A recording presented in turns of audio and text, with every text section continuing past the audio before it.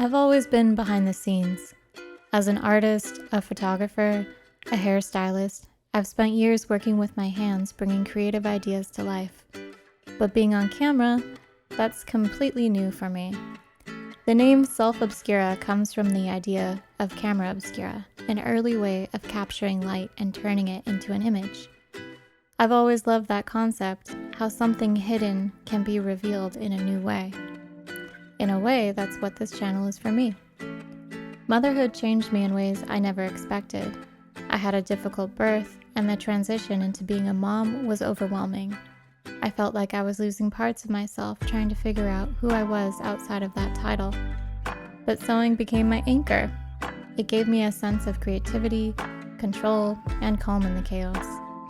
That's why I started Obscura, a space where I share my love for sewing, garment construction, and creative projects.